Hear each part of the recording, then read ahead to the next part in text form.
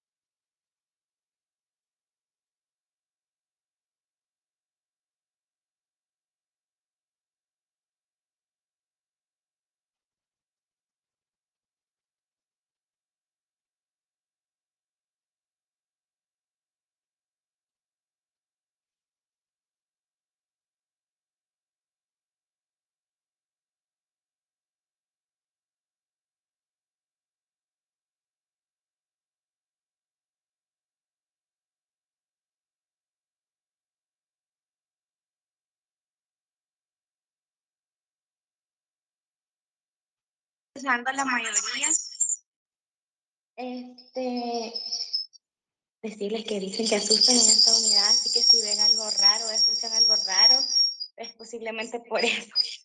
Así que vamos a esperar 5 minutos y vamos a iniciar. Doctora, disculpe, se le escucha con eco.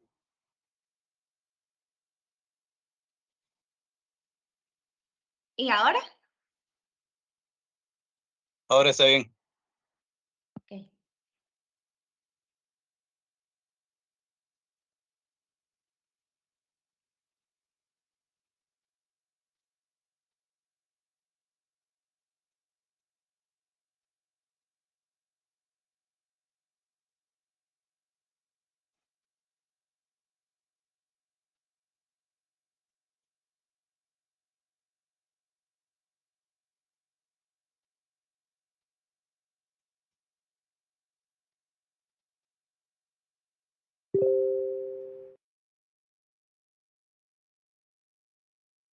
Bueno, creo que ya ingresaron la mayoría. Y como les dije, a razón de tiempo de no atrasarlos a ustedes, igualmente que no me quede aquí por mucho tiempo, vamos a iniciar la clase. Me voy a poner de acuerdo con doctor Coto porque yo tenía pensado, ahora lastimosamente me salió eso, darles también una pequeña clase de los lineamientos acerca de la nueva patología que tenemos, que es la viruela del mono. Pero lastimosamente por el tiempo no se la voy a poder dar. Me voy a poner de acuerdo con él y si ustedes quieren igualmente me avisan para así podérsela dar. ¿Les parece? Sí, doctora, está bien.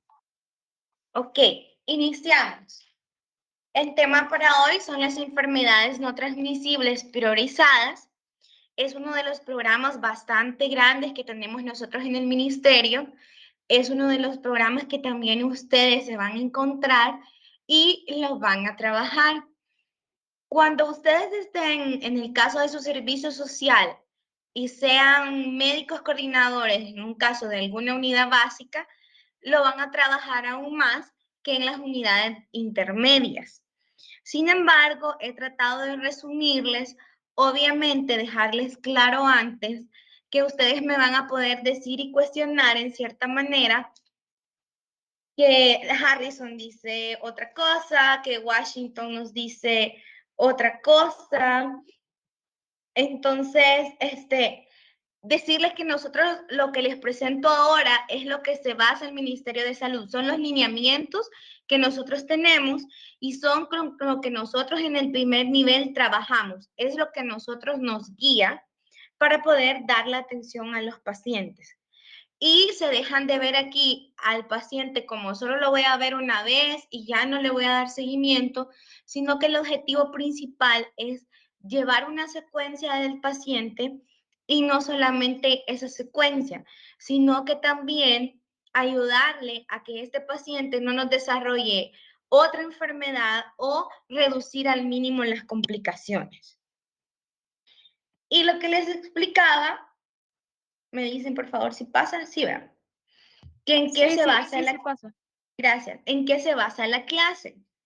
En los lineamientos técnicos para el abordaje integral de la hipertensión arterial, diabetes mellitus y enfermedad renal crónica en el primer nivel de atención. ¿Qué significa esto? Es únicamente el abordaje que se le da a nivel de nuestras unidades de salud. A nivel hospitalario tienen otro abordaje, segundo nivel, y ya no se diga tercer nivel, que es donde están ustedes por el momento, que es en el Hospital Rosales. Entonces es diferente. Ahorita nosotros vamos a ver lo que nos va a llegar en la consulta en una unidad de salud. Y acá, como introducción, las enfermedades no transmisibles ocupan las 4 primeras causas de mortalidad desde hace varios años. Ahí les presenta el porcentaje de las muertes prematuras, que fueron el 38% en el año 2019, y les dice que desde el año 2012 hasta el 2019 se observa una tendencia de incremento a las muertes. En el 2018-19 se registraron 628 muertes más por enfermedades no transmisibles en todas las edades. Y aquí les explica que su creciente contribución a la mortalidad, el gran número de personas afectadas. Creo que se oye nuevamente. ¿Ahora? ¿Me escuchan? Sí. Sí. Por las personas afectadas, el hecho de que sea la causa más frecuente de mortalidad y discapacidad prematura, la complejidad y el costo de su tratamiento hacen que estas enfermedades sean uno de los mayores desafíos que enfrenta nuestro Sistema Nacional Integrado de Salud. A esto, si ustedes se fijan, es 2018-2019. 2020, 2021 y 2022 igualmente se han incrementado, y si ustedes lastimosamente no les pude presentar esas estadísticas, pero a nivel local, en mi establecimiento, yo les puedo asegurar que en los análisis que hacemos, el incremento en estos 3 años ha sido bastante significativo. Y sumado es que en algunas ocasiones los pacientes previo a COVID no tenían ninguna patología y por alguna de las secuelas de la enfermedad, pacientes jóvenes que antes eran aparentemente sanos, ahora cursan ya con una enfermedad crónica o como se conocían antes, que ahora son enfermedades no transmisibles. Enfoque general del manejo de las enfermedades no transmisibles priorizadas, que le llamamos ahora, y es la atención integral. En el primer nivel de atención tiene un enfoque global de la persona, y esto quiero que ustedes lo vean porque no solamente es que vamos a tratar al paciente, sino que también considerar su entorno familiar, su entorno social, las determinantes sociales de salud. Ustedes se acuerdan que las vieron en las primeras como, a fin de que todo esto impacte de manera positiva y nosotros mejorar la calidad de nuestros pacientes y evitar que se nos compliquen. Identificar los factores de riesgo a tiempo, porque generalmente, y se van a dar cuenta, nos debuta un paciente con, por decirles, diabetes, nos debuta con diabetes. Si nosotros no lo guiamos, si nosotros no le explicamos, si solo nos limitamos a ser médicos que damos los medicamentos y ya, curativos, y no vemos los otros factores de riesgo, ese paciente nos puede debutar también con una hipertensión arterial. Igualmente, si seguimos con el modelo curativo, que solo le damos el medicamento, que solo le damos el medicamento, perdón, y no intervenimos sus otras áreas, posiblemente también, aparte de la hipertensión, de la diabetes, este paciente se nos complique como una enfermedad renal crónica. Entonces, eso es lo que se busca, que todos nosotros, a través de las unidades comunitarias de salud familiar, como puerta de entrada de los servicios de salud, porque es donde nosotros que nos van a llegar, a partir de ahí nosotros ir tratando de buscar la salud de la población. Los objetivos de esto que veíamos, que era el primer nivel de atención o PNA, para el desarrollo de las autonomías de las personas frente a las enfermedades no transmisibles, son los de los programas que nosotros vamos a ver. ¿Cuáles son esos objetivos? Número 1, garantizar una atención integral de las personas con enfermedades no transmisibles. Lo que les explicaba, para retrasar su progresión a estadios avanzados, así como las complicaciones agudas y crónicas. ¿A qué nos refiere esto? Les pongo un ejemplo. Un paciente diabético. Si nosotros logramos que ese paciente logre mantener los niveles de glucosa séricos normales, este paciente no va a tener a largo plazo complicaciones, a diferencia que nosotros toda la vida que le vemos, el paciente no baja sus niveles de glucosa de 200, 300 y no hacemos ninguna intervención, lo más seguro es que nos va a cursar con una neuropatía diabética, nos puede cursar con un glaucoma, y ya son complicaciones en el caso del glaucoma irreversibles para nuestros pacientes, que los pudimos haber evitado si nosotros hacemos intervenciones a tiempo, no dejarlo como, no se toman los medicamentos, o si vemos que ya cumplimos la dosis top de medicamento y no mejora, referirlo a tiempo al segundo nivel. El otro objetivo es desarrollar procesos educativos con las personas a fin de generar autonomía y mantener la adherencia al tratamiento. No es lo mismo que nosotros le digamos a un paciente, vaya, mire, don Juancito, aquí están estos medicamentos. Los pacientes generalmente, la mayoría, quizás en un 70%, no se van a saber los nombres de sus medicamentos, sino que les van a decir, en el caso de un paciente diabético, la pastilla gorda y la pastilla chiquita. Que la gorda es la metformina y la pequeña o chiquita que les dicen ellos es la glibenclamida. Entonces, ustedes le pueden explicar, vaya, la pastilla gorda que usted me dice se la tiene que tomar después de comer una cada 12 horas. Y la pastilla chiquita, esa se la va a tomar antes de sus comidas.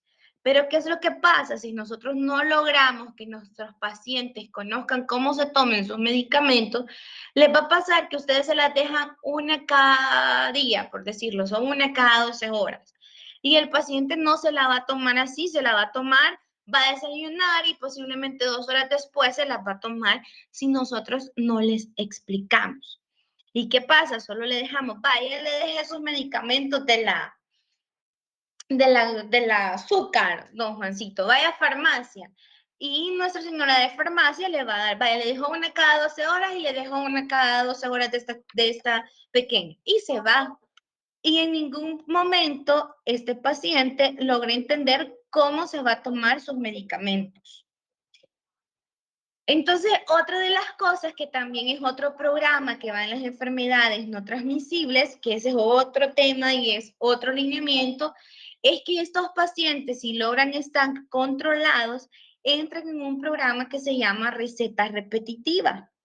Entonces, ¿qué significa esto? Que cada 3 meses, cada 4 meses vamos a estar viendo a los pacientes y ellos vienen cada mes, se les toma la presión, se les toman todos los signos vitales y si están estables únicamente se les dan los medicamentos. Entonces estamos viendo a nuestros pacientes cada 4 meses. Y si nosotros ni siquiera nos tomamos el tiempo de explicarle a ese paciente en 4 meses, si no sabe cómo tomarse sus medicamentos o si sabía y de la nada, por decirles así, dejan de tomárselo y no tienen una adherencia al tratamiento, se nos va a complicar. El tercer objetivo, lograr una comunidad promotora de calidad de vida y salud, no solo hacer intervenciones, lo que veíamos a nivel del paciente, sino que también todo su entorno. Promover la práctica de hábitos y estilos de vida saludables en la población aparentemente sano, con factores de riesgo y con enfermedades no transmisibles. Aquí ustedes se van a dar cuenta que en nuestra consulta no solo le vamos a dejar exámenes a aquellos pacientes que tengan una enfermedad no transmisible, sino que también vamos a empezar a tamizar a aquellos pacientes que presenten riesgos. A ver, ustedes saben que no me gustan hacer las clases en las que yo solo hablo, así que ayúdenme. ¿Qué pacientes, alguien que me diga, qué creen ustedes que pueden que ustedes les llegue a su consulta y digan, este paciente puede tener un riesgo de tener diabetes, hipertensión o una enfermedad renal crónica? A ver, doctor Torres, dígame. Creo que principalmente las personas de edad avanzada o en este caso las personas de la tercera edad. Muy bien. Eso sería uno de los indicadores que nos diría que puede presentar una enfermedad no transmisible. A ver, ¿qué otro, doctor Carranza? Un índice cintura-cadera anormal. Muy bien, perfecto, me parece, ya llevamos 2. A ver, espérenme que no logro ver quién más me levantó la mano. Doctor Castro. También serían personas que ya tienen alguna enfermedad transmisible como la hipertensión que puede desatar lo que es la diabetes. Sí, ya tenemos un paciente diagnosticado, tenemos que dejarle todos los exámenes para evitar que se nos agregue otra enfermedad no transmisible. Doctor Fuentes, a ver, ¿qué más? Los pacientes con factores de riesgo ambientales, ¿Cómo cuáles, doctor? Muy interesante, ajá. como sedentarismo, mala alimentación, ocupación, por ejemplo. Muy bien. A ver, y en esa de ocupación hay uno bien importante.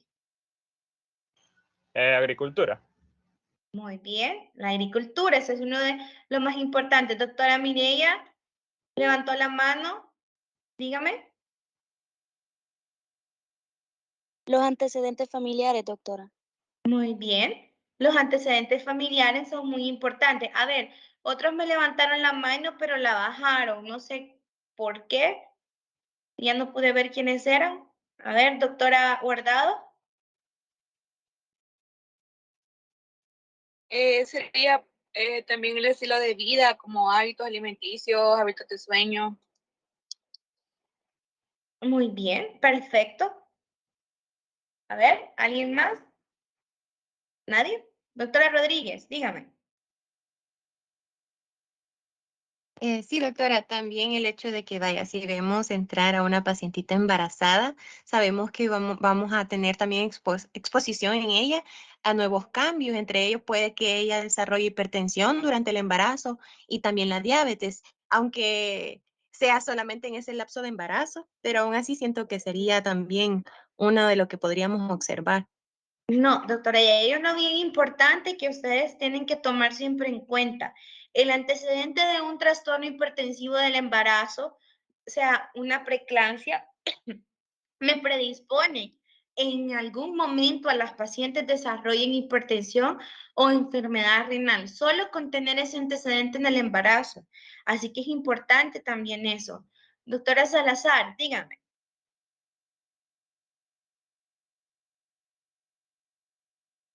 También en el caso de que mencionaban la ocupación, yo mencionaría, por ejemplo, aquellos que tienen un horario laboral muy extenso, como pueden ser los motoristas, que digamos ellos tienen demasiadas horas y la mayoría de esas son sentadas y estresantes.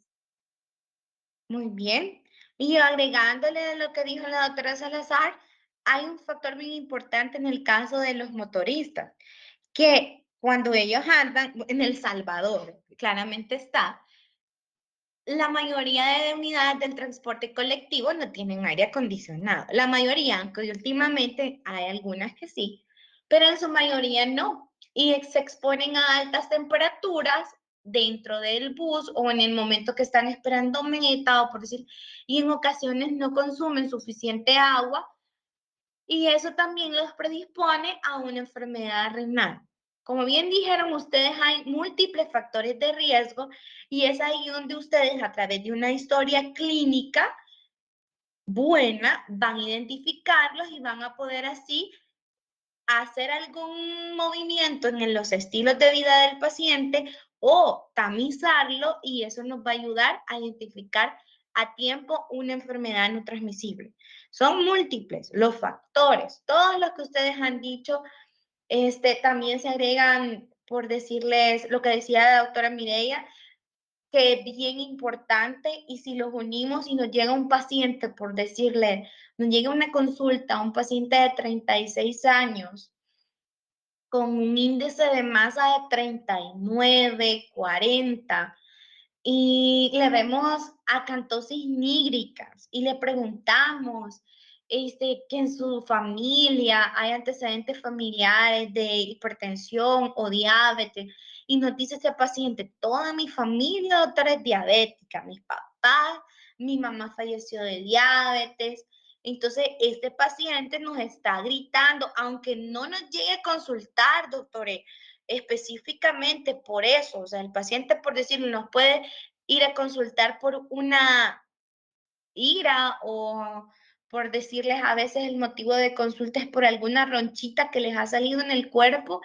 Nuestra misión o nuestro objetivo es tamizar a todos esos pacientes y que no se nos escape y decirle, mire, usted por los factores de riesgo es importante que se haga examen.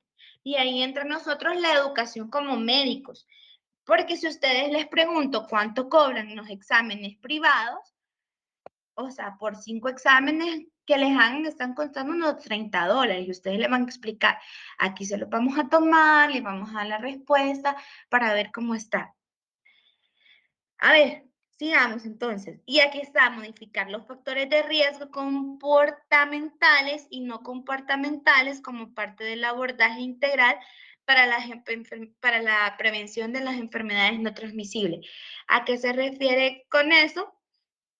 Por ejemplo, si tenemos a este paciente, sigamos con este paciente y nosotros hablamos e investigamos cómo son sus hábitos de alimenticios, por decirles, nos dice, y usted consume abundantes gaseosas, jugos, y entonces él le va a decir, sí, yo no perdono todos los días la Coca-Cola. A mediodía en mi casa o en el trabajo, siempre está la Coca-Cola. ¿Y a qué se dedica? Yo soy vigilante. Le pues, y sus turnos, mis turnos son solo de noche, doctora.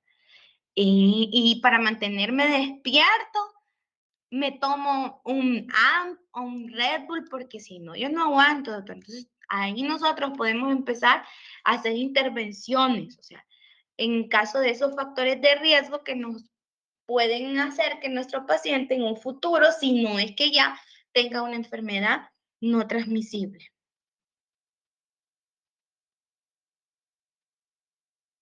¿Qué actividades tenemos que realizar como personal de salud en las unidades de salud?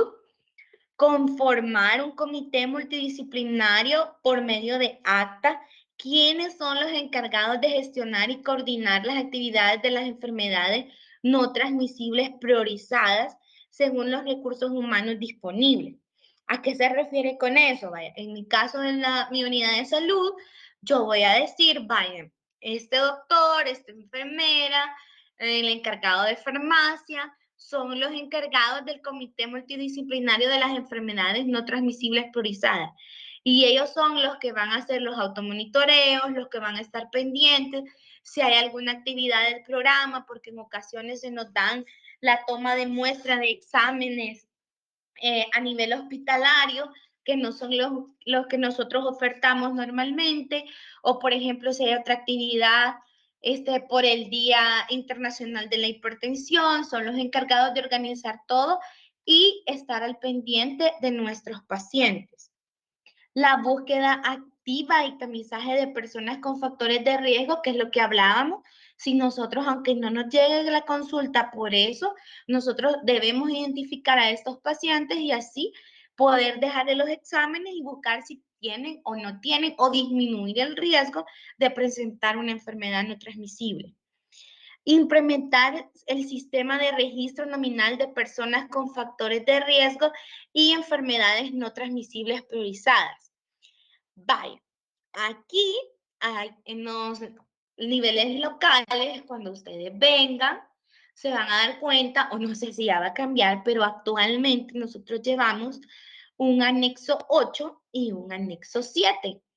En esos anexos, ¿qué es lo que llevamos? Nosotros llevamos un registro de todos los pacientes crónicos que nosotros tenemos acá en nuestros establecimientos, de todos nuestros municipios.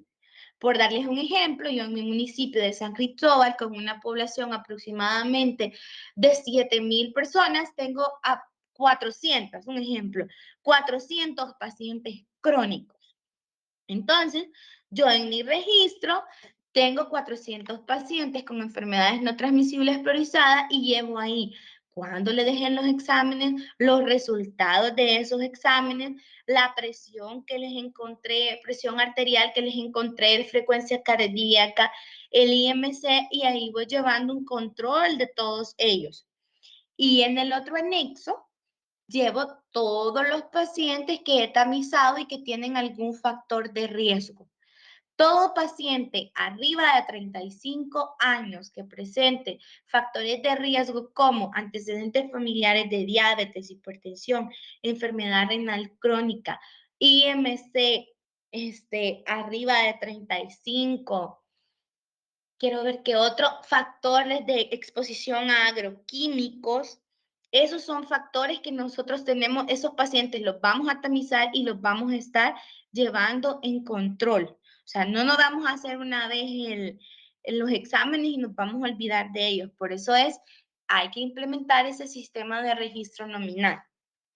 Y a registrar, dice monitorear y evaluar las actividades de información, educación, comunicación realizadas de acuerdo a lo planificado. Existe un plan de promoción, no sé si ustedes lo han visto ya en clase, pero se lleva un plan donde se llevan las charlas que se dan todos los días en los establecimientos y esas charlas van basadas según los temas de importancia, por decirles, en cada unidad de salud. Un ejemplo, ahorita que ya se nos agrega la viruela del mono, esa es una charla informativa que nosotros tenemos que agregar a nuestras charlas diarias. Se dan 1 o 2 charlas diarias y de todas las disciplinas.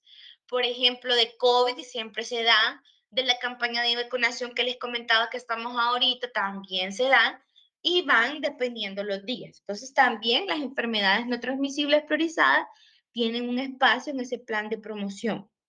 El análisis de situación de salud en la población con enfermedades no transmisibles, en el caso, por decirles, de nuestro establecimiento, si hay un incremento de esas enfermedades, nosotros tenemos que estar pendientes de ellas para que no se nos aumente. Y el seguimiento de las personas, que ya se las había explicado con el anexo 8 y 7. O sea que no es que nos vamos a olvidar de ellas. Vale, y aquí hay una tablita resumen con las medidas a realizar por el equipo de salud. La consejería que hablábamos, al ingreso y en cada consulta, nosotros tenemos que dar ese componente a nuestros pacientes. La toma de presión arterial al ingreso, y esto les voy a poner, ojo, nos viene un paciente y enfermería le toma la presión. Y en ocasiones sucede que como tenemos la consulta tan llena y tenemos múltiples cosas y tenemos los pacientes ahí presionando, empezamos a dar nuestra consulta y preguntamos, ¿por qué viene? Es un paciente que les explicaba de receta repetitiva, hoy me tocaba la consulta, doctora, de 4 meses. Vaya, ajá, ¿y qué más? Eso solo es, y de ahí todo bien, doctor, todo bien. Vaya. Y todavía le preguntamos, ¿no le ha dolido la cabeza? ¿No se le han hinchado los pies? No, vaya. Pues sigue bien.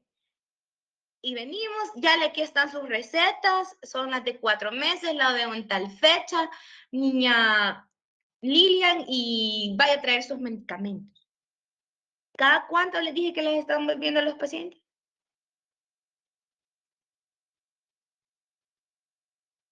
¿Se durmieron, doctores? ¿Cada cuánto estamos viendo a los pacientes en ese programa? Les acabo de decir. Cada 4 meses. Exactamente, cada 4 meses. Y si no le tomamos la presión, y si por decirles enfermería no se la toma adecuadamente y solo le puso 160 y ese paciente realmente no está controlado y le dejamos la misma dosis de medicamento, a los 3 meses nos llega esa misma paciente, la misma niña Lilian, con un retorno que estuvo ingresada en el hospital por un ACV por un mal manejo de la hipertensión arterial. ¿Y qué nos pasó, doctores? Nosotros no tomamos la presión, no realizamos examen físico y es una de las medidas, parte del componente de no transmisibles que nosotros tenemos que realizar, tomar la presión. Y ustedes me pueden decir, pero en los turnos nos hacemos expertos, doctor, en tomar signos vitales.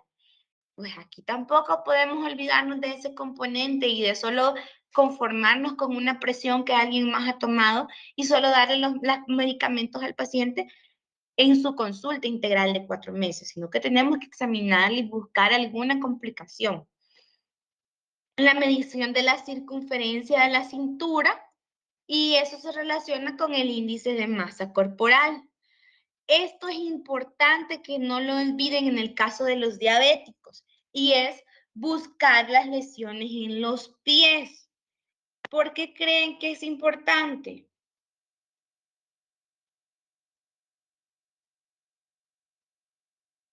Nadie tiene pacientes diabéticos. Ajá, doctor Torres, dígame. Pues porque los pacientes diabéticos a veces se lesionan los pies y por su mismo problema de cicatrización, a veces las heridas tardan en sanar y sobre todo porque pierden sensibilidad a nivel de los pies principalmente, entonces a veces se hieren y la herida pasa abierta varios días y no se dan cuenta. Exactamente. Y ustedes se van a dar cuenta que si les piden a los pacientes por la neuropatía diabética, si les piden ustedes a los pacientes que se quiten los zapatos, hasta se van a quedar admirados y este doctor, ¿por qué me está pidiendo que me quite los zapatos? Y peor, les va a dar pena porque en ocasiones a veces, y no me va a pasar, se nos ha roto el calcetín y el doctor me va a ver el calcetín que se me ha roto. Entonces recuerden siempre tener en cuenta eso porque los pacientes no se dan cuenta o a veces, créanme que a mí me ha pasado, se los digo a tono personal, los pacientes tienen una úlcera y por pena no consultan y andan esa úlcera y cuando vienen a consultar, lastimosamente ya es demasiado tarde. Entonces, pedirles en ese caso siempre tener en cuenta eso. Otra de las recomendaciones, acuérdense, los pacientes diabéticos. A ver, ¿quién me dice qué color de calcetines deben andar los pacientes diabéticos? ¿Alguien? Blancos. Blancos. Exactamente, los pacientes deben usar calcetines blancos. Eso es parte de nuestro componente de educación.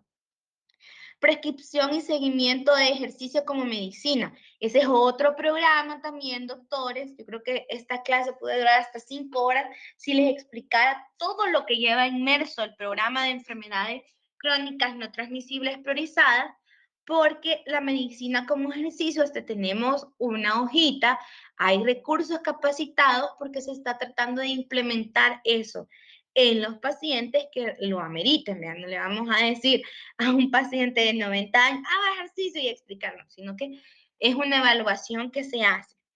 Los exámenes de laboratorio, el control glucémico, vaya, en el caso de que tengamos nosotros hemoglucotest, hacerle la tira. La hemoglobina glicosilada, lo ideal sería en el diagnóstico y cada 6 meses, pero lastimosamente nosotros no todos tenemos, los laboratorios tenemos la facilidad de tomar una hemoglobina glicosilada. En la medición de la traza de filtrado glomerular, es así, la podemos dejar o la podemos sacar por medio de la fórmula, solo que enviamos los parámetros al laboratorio cuando nos vengan de regreso, aunque generalmente ya nos la traen. Ustedes le ponen el peso y la talla cuando lo envían al laboratorio y ahí viene. El fondo de ojo también cada año se le debe de dejar un electrocardiograma, se mandan al hospital a los pacientes y los pacientes regresan con el electrocardiograma. Y la tabla de que les hablaba del anexo 7 y 8, perdón, el anexo 7 sí nos lo da y nos pide que pongamos la interpretación del electro. Maya, las metas para lograr o mantener un estado metabólico adecuado para mejorar la calidad de vida o prevenir las complicaciones. Ahí se las doy, se las voy a pasar la presentación para que ustedes las tengan, no me voy a detener porque la clase es extensa, pero vamos a analizar uno. El IMC, mantenerlo entre 20 a 24.9. La circunferencia de cintura, vaya. Les voy a presentar más adelante la hoja que se utilizaba. Sin embargo, ahorita, como les expliqué en la clase pasada, todo es en medio de CIS.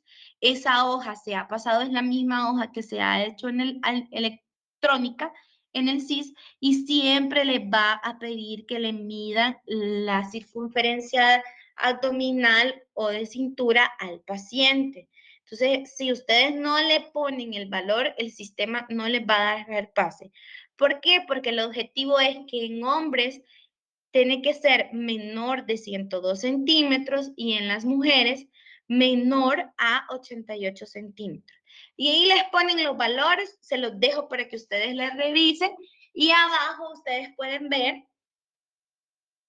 creo que quede un puntor, esto, miren. Ahí les da todos los exámenes que nosotros tenemos a disposición.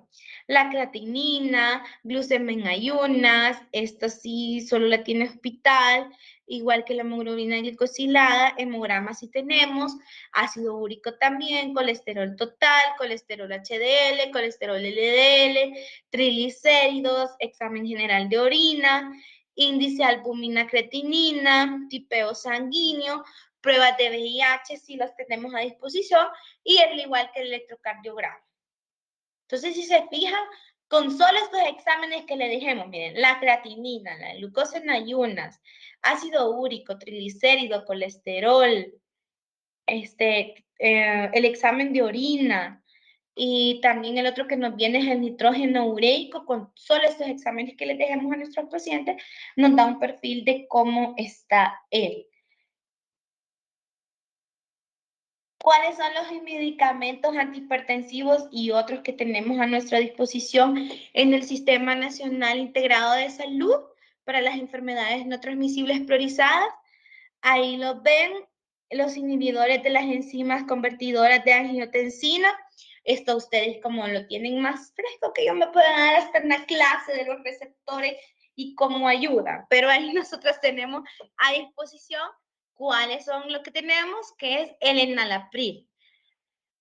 El enalapril va a estar hasta este año, a finales de año.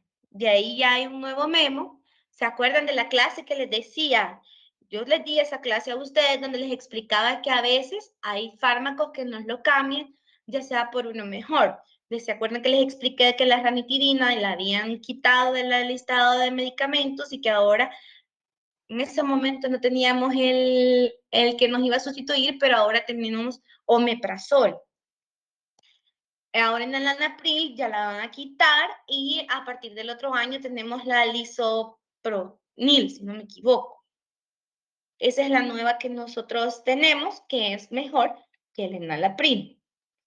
De ahí tenemos el propanolol, el atenolol, únicamente de los betabloqueadores, solo que nosotros acá en el primer nivel, en unidades intermedias, solo tenemos el propanolol.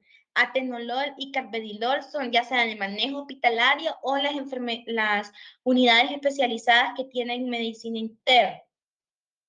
Los antagonistas del receptor A1 o angiotensina o los ARA2 tienen iversartán. Estos están únicamente en el hospital y también están en las unidades especializadas. Nosotros no lo tenemos. El único que tenemos son los antagonistas de los canales de calcio y en este caso solo tenemos la anglodipina de 5 miligramos. Los diuréticos tiazídicos, si tenemos la hidroclorotiazida de 25 miligramos, es así. Y de antihipertensivos de acción central, el alfa-metildopa lo tenemos únicamente para las embarazadas. Dígame, doctor Zavala.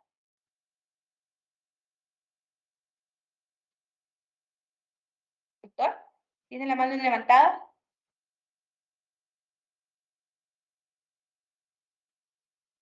¿Hola?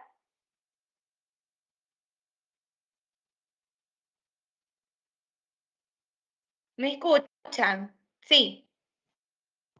Sí, doctora. Yo creo que el doctor entonces se le levantó por error la mano al doctor Ángel porque creo que está la manita levantada, pero creo que fue por error. Vale, entonces tenemos estos medicamentos y estatinas, tenemos atorvastatina, y de los fibratos también tenemos hipofibrato. Estos únicamente los tenemos en las unidades intermedias, en las básicas sí no tenemos a disposición. En los demás sí. Antes plaquetarios, la aspirinita, esa sí nosotros la tenemos a nuestra disposición.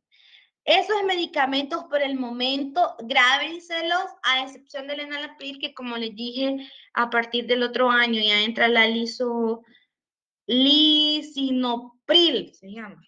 La lisinopril es la que va a estar ahora. Entonces, de ahí los demás son los que hemos tenido durante años, a no ser que haya modificaciones. Los medicamentos antidiabéticos, tenemos como las biguanidas, la metformina, sulfonilureas, que es la glibenclamida, que la mayoría conocemos, y el grimeperida, esa lastimosamente nosotros en el primer nivel ahorita no la tenemos. Solo tenemos la metformina y la glibenclamida. Lo mismo, las insulinas son únicamente de manejo hospitalario. No tenemos en las unidades de salud. Y los medicamentos específicos para el tratamiento de enfermedad renal crónica, suplementos de hierro, sí tenemos sulfato ferroso de 300 miligramos. El hierro sacarosa no lo tenemos, sino que únicamente en hospital. El ácido fólico de 5 miligramos sí lo tenemos. Eritropoyetina no tenemos, pero sí hay en los hospitales. El carbonato de calcio sí tenemos. El análogo de la vitamina D no tenemos. El alopurinol sí lo tenemos. Si ustedes se fijan, ahí les dice, miren, indicado por médicos especialistas en los hospitales, indicado por médicos especialistas, no es que nosotros lo vayamos a indicar. El alopurinol ese sí lo tenemos a disposición. Lo mismo que furosemida, de ahí el cloruro de potasio, la esplenolactona, esos son únicamente indicados por el hospital cuando nosotros referimos a los pacientes y ellos los traen. Vale, ¿y cuál es la organización de la atención? Diseño del sistema de atención integral, que es lo que hemos estado viendo, que no solamente nos vamos a sentar y ver a un paciente, sino que es una atención integral, para la redundancia, que le vamos a dar tomando en cuenta todos los factores. Las unidades de gestión clínica, que somos nosotros todos, enfermeras, médicos, que somos los que vamos a conducir a nuestros pacientes y disminuir todas las complicaciones.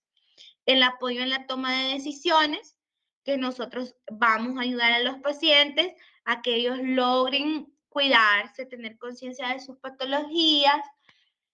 El sistema de información clínica, ¿qué significa eso? Que nosotros tenemos y los pacientes tienen derecho a que nosotros les expliquemos.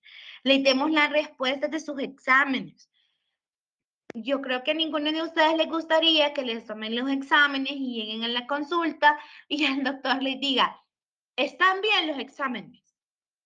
¿O sí les gustaría que les dijeran eso? Sé que a veces los pacientes les cuesta un poco entender y tampoco les vamos a poner a decir, tiene no sé cuánto de no sé cuánto y empecemos, no, sino que tratarle de explicar de una manera que él entienda. Si ustedes le dicen la glucosa o el azúcar, la tienen en un rango normal.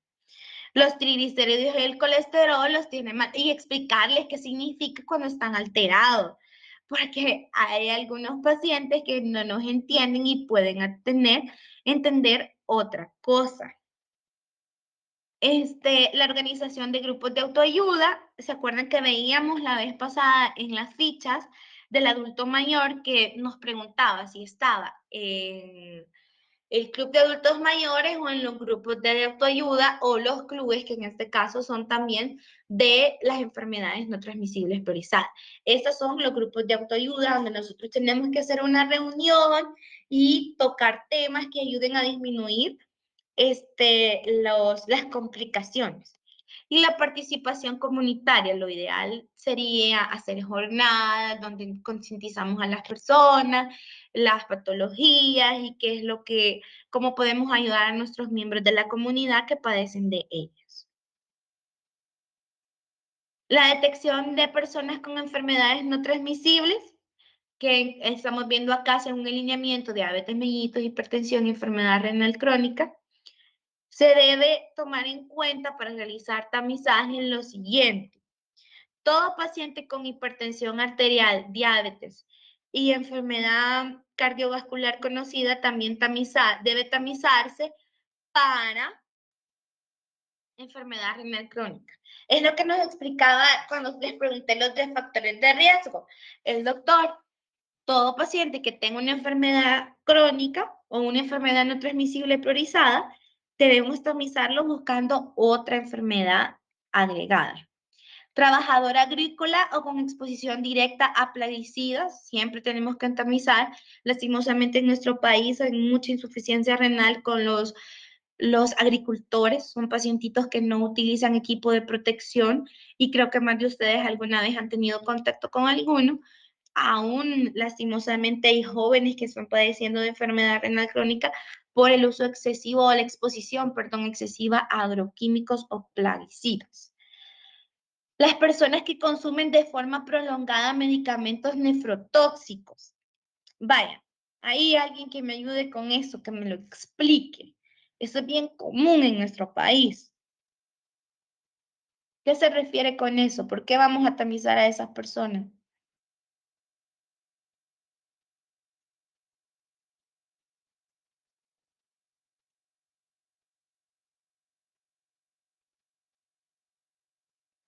¿Se durmieron, doctores?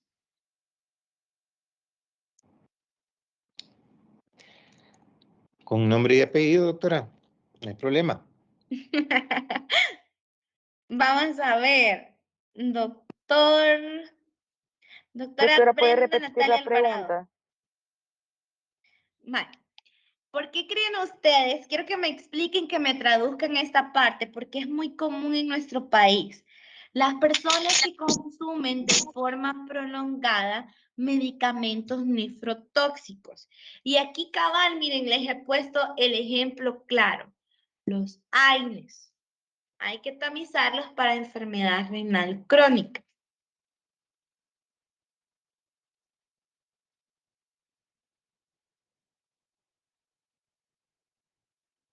¿Eh? Bueno, se los voy a explicar. Y también les va a ayudar, doctores, más que todo por sus abuelitos o por sus familiares. Porque esta causa en específico o este factor de riesgo, ajá, dígame, doctor Flores Mengíbar.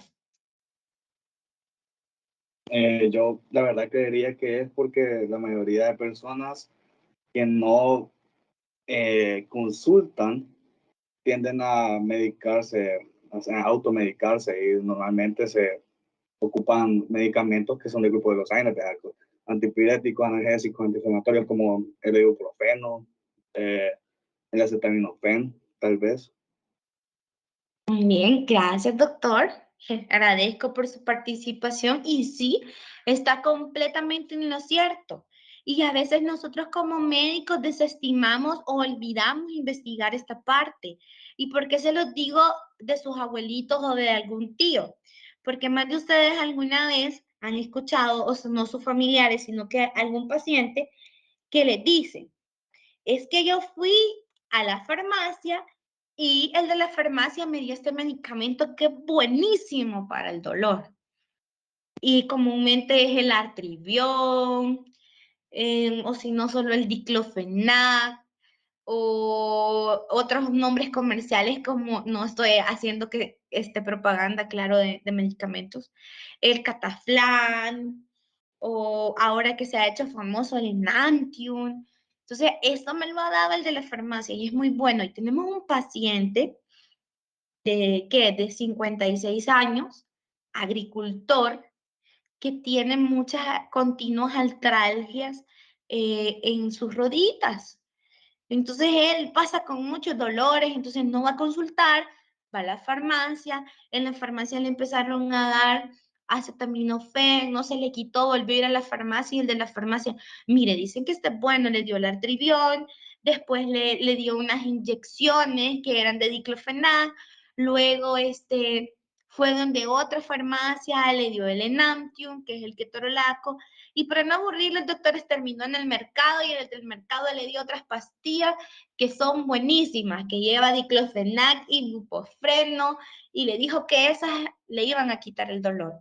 Entonces, este paciente lleva así 2 años, tomando múltiples medicamentos y no yendo a consultar. Y de la nada fue donde la vecina, y la vecina le dijo, yo también estaba con un dolor así, y me tomé y le da otros analgésicos.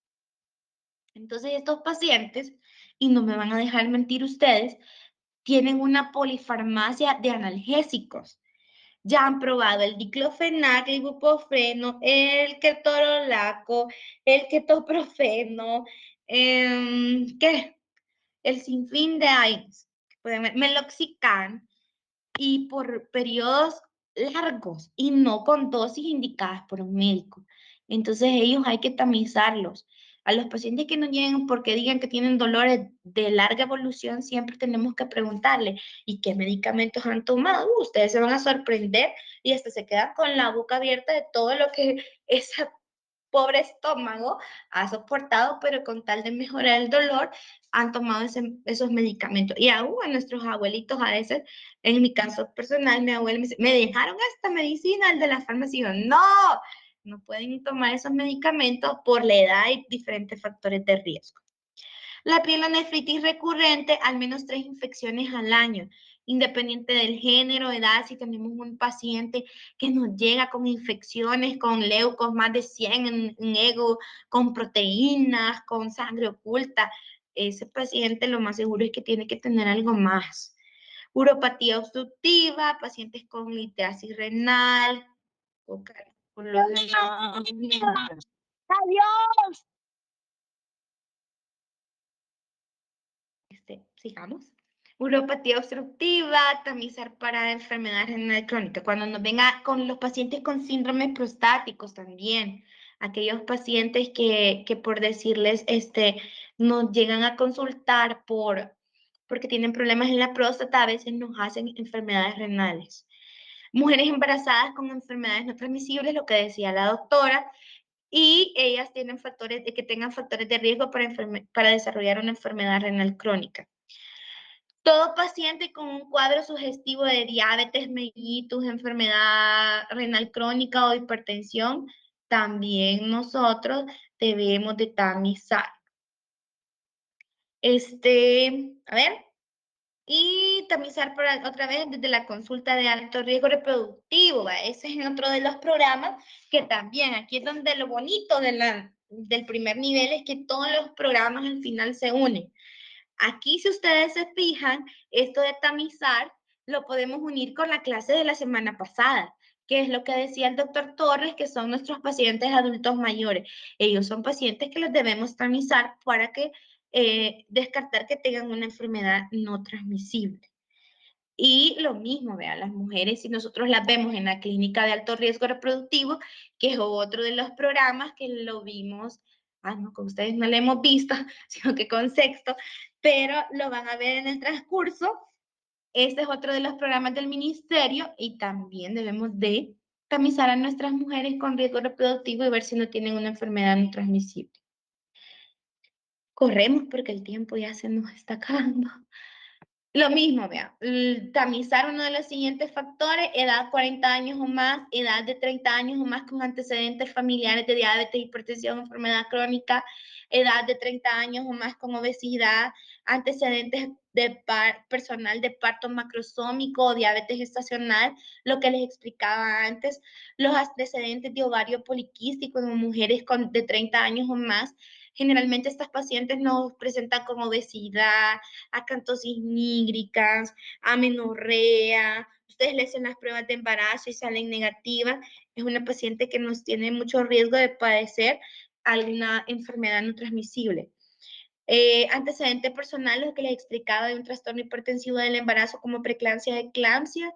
Antecedentes de bajo peso al nacer o prematurez con edad de 30 años o más. Imagínense un prematurito. Tabaquista con 30 años de edad o más, el fumar o etilista. O sea, son factores, el tabaquismo y el etilismo no lo habíamos mencionado. Y miren, aquí está inmerso. Se debe indicar a toda persona con factores de riesgo antes mencionados la toma de eso. Ya lo habíamos hablado, se los voy a dejar ahí, nuevamente se los recuerdo para que no se nos olvide. Y ahora vamos a ver rápidamente, vuelvo a decirles, ustedes lo van a ver más extenso, esto solamente es una guía para que cuando ustedes vengan al primer nivel no se me sientan perdidos y son con lo que nosotros trabajamos. Vamos a ver las 3 enfermedades no transmisibles priorizadas que estamos viendo que son hipertensión, diabetes mellitus y enfermedad renal crónica. Y la definición es la evaluación sostenida de la presión arterial sistólica o diastólica con valores iguales o mayores a 140/90, medida correctamente, miren esto, ¿ve? En 2 o más ocasiones. No solo porque un paciente nos llegue una vez y venía corriendo de su casa y le tomamos la presión, ya, lo sellamos el diagnóstico como hipertenso. No, se fijan, tenemos que, existe también ahí les explica y se los traje para que ustedes lo tomen en cuenta, la medición de la presión arterial correcta. Esa es la única manera, nos dice, de diagnosticar una hipertensión arterial. Porque lastimosamente es una enfermedad que en ocasiones cursa asintomática, ¿no? Siempre nos va a venir el paciente con dolores de cabeza, o con ganas de vomitar, o con anemia, no. Puede estar que venga por otra cosa y de la nada nosotros lo captemos y ya es un hipertenso.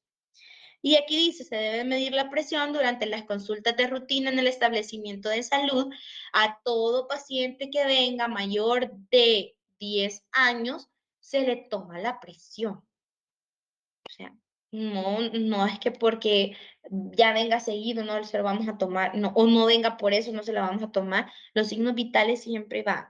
La medición y el control de la presión arterial son de especial importancia en adultos que tienen factores de riesgo antes mencionados. Va, lo que hablábamos del tamizaje, el tamizaje para la hipertensión arterial, ¿cuál es? A ver. Autores.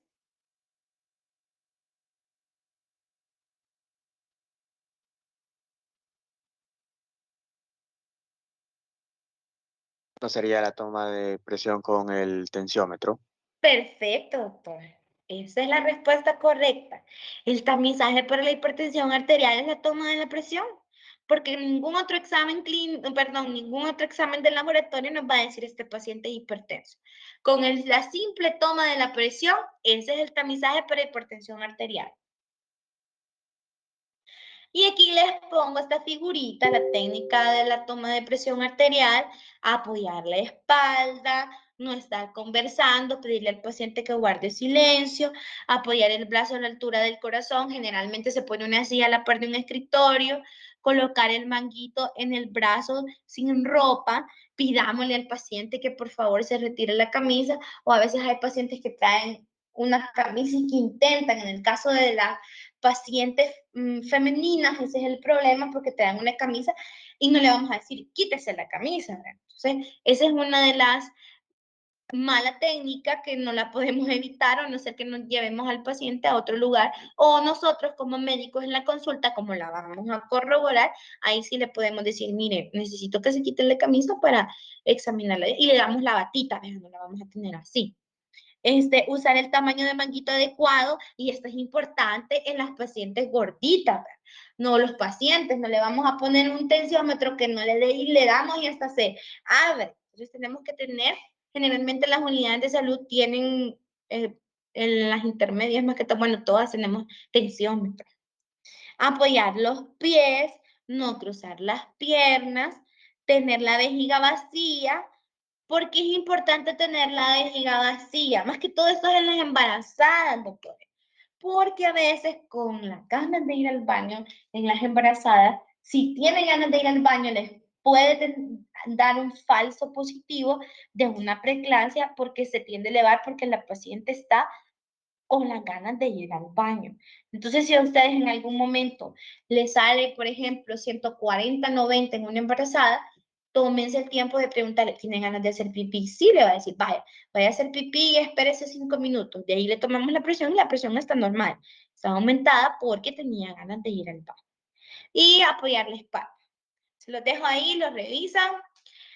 El diagnóstico, ahí dice, las personas con resultado normal en su presión arterial en la consulta médica deben tener al menos 2 mediciones separadas en un intervalo de 5 a 10 minutos, siguiendo la técnica correcta que ya les he explicado. Para la confirmación de hipertensión arterial estadio 1, necesitará al paciente en un lapso no menor de 2 semanas, a excepción de hipertensión en estadio 2 en adelante o cuando hay evidencia clara de daño o órgano blanco. Se diagnostica hipertensión cuando la hipertensión arterial sistólica es mayor a 140 o la diastólica es mayor o igual a 90.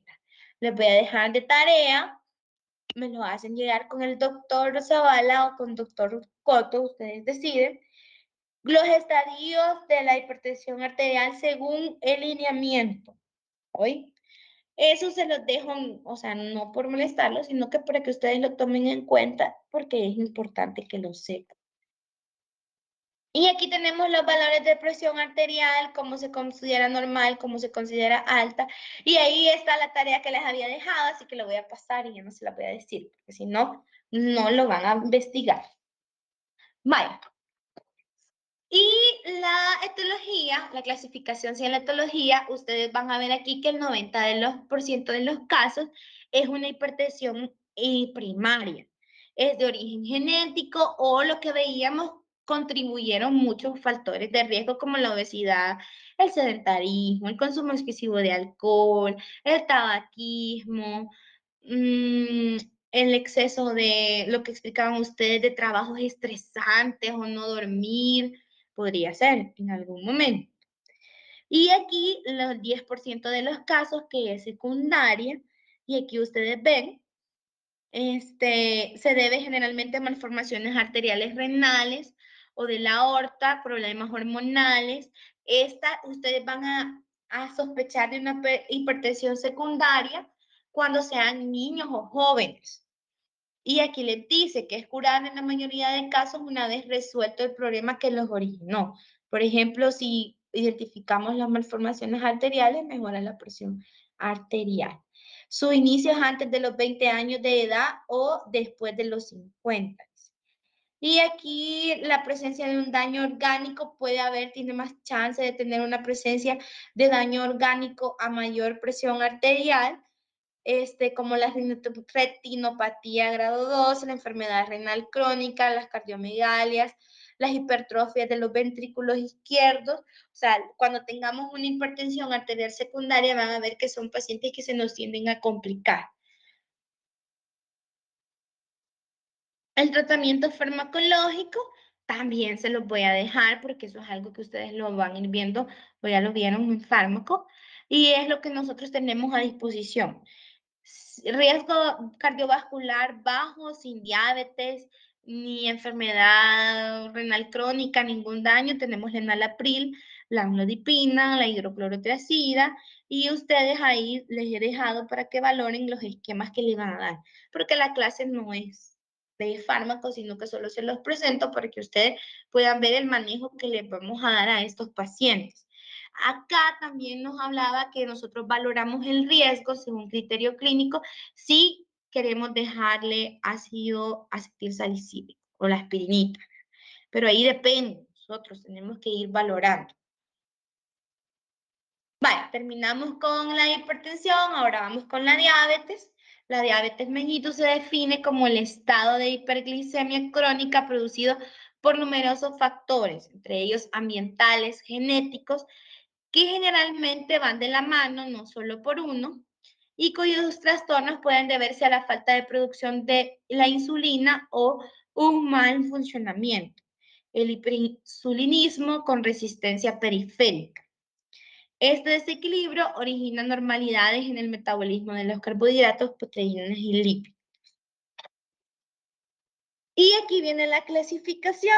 Tenemos diabetes mellitus tipo 2, diabetes mellitus tipo 1, tipo 2, la diabetes gestacional, lo que nos decía la doctora, y el prediabético. Que esta es una de las cosas que generalmente a los pacientes les asusta y cuando no se los explicamos bien, ellos no lo toman con la seriedad que deberían. O en algún caso, algunos piensan que ya son diabéticos y que ya no hay nada que hacer. Así que nosotros tenemos que explicar. Vale, la diabetes tipo 1, ustedes saben que generalmente es debido a un proceso autoinmune que se destruyen las células beta de los islotes del páncreas y generalmente se da en jóvenes, en menores de 15 años. La diabetes tipo 2 es la que nosotros más conocemos, la que veíamos en su clasificación, que es por factores de riesgo como familiares, obesidad, sedentarismo, tabaquismo, consumo excesivo de carbohidratos y se ve con mayor frecuencia en mayores de 40 años. Aunque últimamente ustedes van a ver los estudios a nivel mundial que por la obesidad, por el sedentarismo, por muchos otros factores, hoy esta edad se va reduciendo cada vez menos. Hay pacientes de 30, 35 años que ya cursan con una diabetes tipo 2 y no necesariamente una tipo 1. La diabetes gestacional, que es la que se presenta generalmente en las embarazadas, con un mayor riesgo de mortalidad neonatal. El problema que se nos causa es en los bebitos y un 40-80% desarrollan una diabetes permanente en los siguientes 10 a 15 años después de los embarazos. Es lo que le explicaba.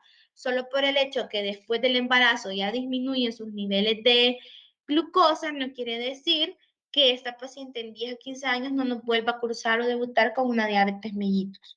Y en la prediabetes, sí creo que lo vamos a leer bien como está acá, y es la intolerancia a la glucosa, se considera glucemia alterada en ayunas, aquella que sea igual o mayor a 100, pero menor a 125, que es el diagnóstico. Y aquí se van a asustar, o sea, doctora, que si yo me hago un examen de glucosa y me sale a 115, entraría como diabetes, como una prediabetes, según el lineamiento CIDE. Así que los que tengan antecedentes familiares de diabetes, si están un poco gorditos, así como yo, y si nos han alterado la glucosa, entonces ahí tenemos que asustarnos porque podemos estar en esta categoría, miren, de prediabetes. Entonces, ¿qué vamos a hacer en este caso de estos pacientes, doctores? Ahí es donde entra el abordaje de este programa. Ahí empezar a modificar los factores de riesgo o los estilos de vida para que este paciente no me pase de una prediabetes a una diabetes tipo 2. Y aquí tenemos el diagnóstico con glucemia en ayunas mayor a 126 miligramos tras 8 horas de ayuno, un test de tolerancia a la glucosa con resultado a las 2 horas mayor a 200 miligramos, en pacientes con síntomas de hiperglucemia, con una glucemia al azar mayor a 200 y una hemoglobina glucosilada mayor de 6.5. ¿Cuáles son el que tenemos a disposición nosotros, doctores, en la unidad de salud? Miren. Glucosa en ayuna. Glucosa en ayunos. Y en este caso, vea, por ejemplo, pacientes con síntomas con hiperglucemia, con glucemia al azar mayor, ahí nosotros lo que podemos hacer es que con el hemoglu, cuando viene el paciente que tiene polidipsia, polifagia, entonces ya cuando ese paciente nos consulta con esos síntomas sugestivos a una diabetes, nosotros podemos, ¿hace cuánto comió? Yo tengo como 4 horas de no comer, no he comido nada, no le va a decir, le hacen el hemogluco y le sale con 300, entonces ahí también no lo diagnosticamos, sino que le dejamos siempre, pero ya lo más seguro es que sí nos va a salir alterado la glucosa en ayunos. El tratamiento, lo único con lo que contamos es con metformina y glibenclamida. Ahí les dejo los esquemas, como les dije, no es la clase de fármaco, por eso se los dejo para que a ustedes les sirva de ayuda. Y lo mismo, miren, ustedes ven ahí cuando tienen un riesgo cardiovascular incrementado, le podemos dejar el ácido acetilsalicílico y dependiendo también de los exámenes, le podemos dejar la atorvastatina. Si tiene una dislipidemia. Hemos corrido con la diabetes y ahora vamos con la enfermedad que últimamente se ha ido en incremento y que ustedes lo ven en todo momento en sus turnos en el Rosales, que es la enfermedad renal crónica. Y existen los dos tipos, que son la enfermedad renal crónica con causas conocidas o comunes, que es la que veíamos, y la que no, que son aquellos que debutan de la nada con una enfermedad renal sin tener antecedentes de diabetes, antecedentes de hipertensión arterial, sino que de la nada nos debutan con una enfermedad renal crónica. Ahí les dejo el dibujito. Y aquí tenemos la definición. La enfermedad renal crónica se ha definido según con los criterios. Aquí como nosotros en el primer nivel vamos a diagnosticar a un paciente. No es que de la nada le vamos a sellar al paciente, ya es un paciente crónico. Entonces tenemos que la enfermedad renal crónica se ha definido con los criterios siguientes. A, el daño en el riñón durante 3 meses o más, definido por anormalidades estructurales o funcionales del riñón. Y aquí miren, con o sin filtrado glomerular, disminuido. Y aquí es que nosotros podemos ver todos los marcadores que le hemos enviado y este paciente nos puede indicar de daño renal cuáles son. Las proteínas en orina, la albuminuria, hematuria glomerular, creatinina, nitrógeno ureico, ácido úrico, los electrolitos nosotros si no los tomamos, pero si lo mandamos al hospital y le salen los electrolitos, o por ejemplo aquí no le vamos a dejar una resonancia magnética para ver el daño renal, sino que lo que más tenemos a nuestra disposición son las ultrasonografías, y esas son las que nos dicen cuando tienen algún daño estructural a nivel del riñón. Ya con eso nosotros partimos y vemos más, tiene proteinuria, albuminuria, o aún aquí ustedes lo pueden unir y es un paciente de los que veíamos que cursa con hipertensión arterial y no tiene ninguna otra causa, también ahí nosotros lo unimos y lo vemos que está con una enfermedad renal debido a un daño estructural del riñón. Y lo otro es que anormalidades patológicas identificadas a través de una biopsia renal, obviamente no le vamos a mandar a los pacientes aquí en el primer nivel, vayas a hacer una biopsia al principio, no, sino que vamos a ir como todos los exámenes como una cadenita. Y lo otro, que es lo que nosotros más o menos vamos a ver, es cuando empezamos a ver a un paciente con un filtrado glomerular menor de 60 mililitros por minuto. Eso es solo que nosotros nos van a dar el parámetro, le vamos a dejar en los exámenes, vamos a ver que la creatinina está aumentada, el nitrógeno ureico igual, el ácido úrico igual y tiene un filtrado glomerular de 55. ¿Será que ya cuando tenemos eso lo vamos a diagnosticar con enfermedad renal? ¿Alguien que me conteste? ¿No se me hayan dormido?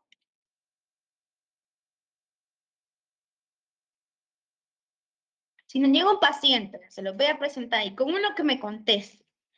Viene don Juan Carlos de 55 años de edad. Este paciente es agricultor. Nunca antes había venido a consultar a la unidad de salud, sin embargo ahora consulta por un dolor en la zona dorsolumbar que no se quita. Ya tomó analgésicos y el paciente refiere que siempre le está doliendo la espalda, por el dolor de espalda bien. Entonces nosotros lo vemos y el paciente y le preguntamos, ¿orina bien? Sí, orino bien. Lo vemos un poco pálido y ha perdido peso. Sí, he perdido peso, doctora. Pero a mí eso no vengo por eso, vengo por el dolor.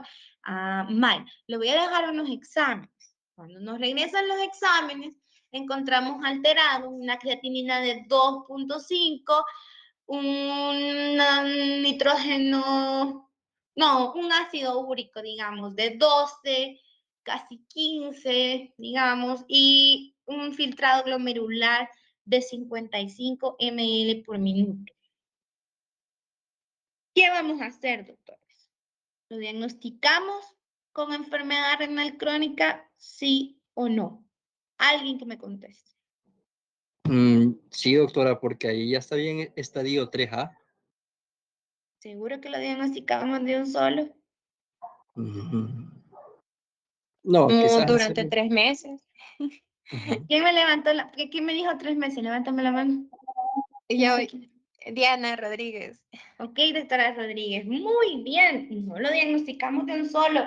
Acuérdense que diagnosticar, decirle a alguien tiene enfermedad renal crónica, hasta se nos asusta. Le explicamos, investigamos cuáles son los estilos de vida del paciente y no lo dejamos ir, lo dejamos consulta en 3 meses con exámenes. Si a los 3 meses este paciente nos vuelve a salir con estos mismos resultados, sí, lo diagnosticamos y lo referimos. Porque como bien dijo el doctor, ya nos entra en un estado 3B, pero antes no lo podemos seguir de un solo, tenemos que dejarle los exámenes. El paciente renal, porque no me va a decir, viene el paciente ya con una pérdida de peso excesiva, los pies edematizados, el color de los pacientes renales es bien característico, ustedes lo ven que ya ni puede caminar, se ve cansado, obviamente no le vamos a decir, vamos a esperar 3 meses, sino que lo vamos a referir. No me lo vayan a interpretar y me decir, la doctora nos dijo que 3 meses teníamos que esperar porque no. Y está la tabla de clasificación. Ahí la ven. 1 menor de 90. El 2 es de 89 a 60. El 3A es de 59 a 45. El 3B es de 44 a 30. Y el 4 de 29 a 15. Y el menor de 15, que sí, ya nuestros riñones estaban así como el de la foto. Pobrecito, ya está dañado. Y aquí el índice de albúmina creatinina, lo ideal sería que tuviéramos esto, pero por el momento ese es uno de los planes que ya está en marcha, es que tengamos para medir el índice de albúmina creatinina, que sería otra de las cosas que nos van a ayudar a diagnosticar. ¿Que nos vienen pacientes con esto? ¿Creen ustedes sí o no, doctores? Pues lamentablemente sí hay pacientes que nos vienen así, que no les gusta consultar y ya vienen bastante sus riñoncitos dañados. Pero lo ideal es que si nosotros hacemos un buen uso de este programa, es que detectemos a nuestros pacientes en estadios tempranos, modifiquemos para que no nos llegue a esto. Esa es la importancia, o sea, todos los programas, aunque son un montón y llevan un montón de cosas, lo que buscan en sí, el objetivo de ustedes nunca deben olvidar es ese, es ayudar a nuestros pacientes. Y aquí están las actividades que nosotros tenemos que clasificar con riesgo amarillo. Son aquellos pacientes que tienen ya alteraciones en la albúmina, más disminución de la tasa de filtrado glomerular.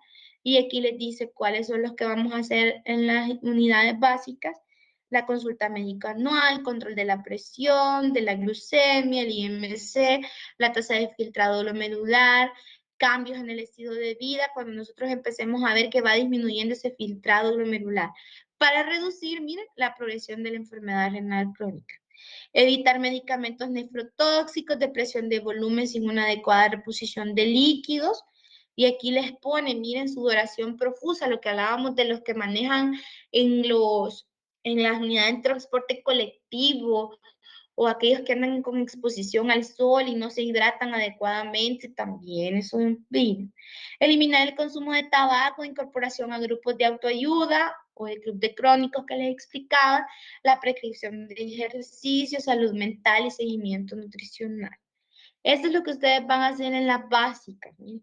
Ya lo demás es de hospitales y en las especializadas. Y esta es la hoja que se ve un poco distorsionada, pero aquí investiga los antecedentes familiares y personales. Aquí los factores de riesgo, estas dos tablas se transmiten en el SIS, se hacen digitales y ustedes las van a ver exactas, y ahí les pide, no se ve muy bien, no la logro ver yo también, pero aquí les pide la tasa de filtrado glomerular, que tienen que sacarla ustedes, el IMC, y les pregunta todos los signos y síntomas que pueden haber de alarma, cefalea, visión borrosa, polidipsia, poliuria, polifagia, pérdida de peso. Ustedes tienen que investigarlo y lo mismo les aparece en la hoja del SIS. Y lastimosamente, doctores, hasta aquí he llegado la clase. Sí, ya terminó. Thank you. Así que ahí está, Bien doctores. chula Espero esa doctora. que les haya ayudado, que les pueda servir de mucho. No sé si hay preguntas o si tienen preguntas, solo les voy a aceptar 5 preguntas porque todavía tengo que trasladarme a mi casita. Así que, preguntas, doctores.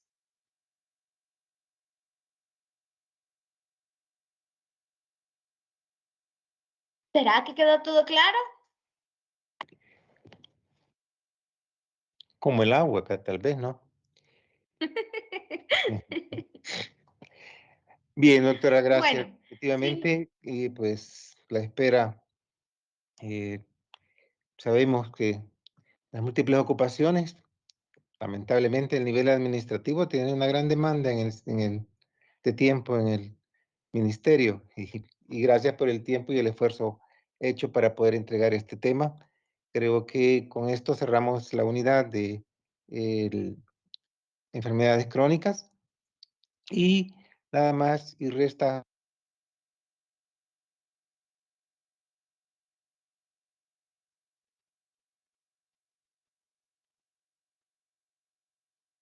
Bueno, doctores, si no hay nada más que agregar, gracias a todos, cuídense mucho, estudien, no se desanimen y espero verlos pronto. Gracias, doctor. Pasen feliz noche y suerte mañana en sus laboratorios. Doctor Vides, dígame. Perdón, doctora, fue un error, pero muchas gracias por la clase. Bueno, ya saben. Cuídense mucho. Adiós. Gracias, doctora. Buenas noches. Muchas gracias, doctora. Gracias, doctora. Gracias, doctora. Gracias, doctora. Gracias, doctora.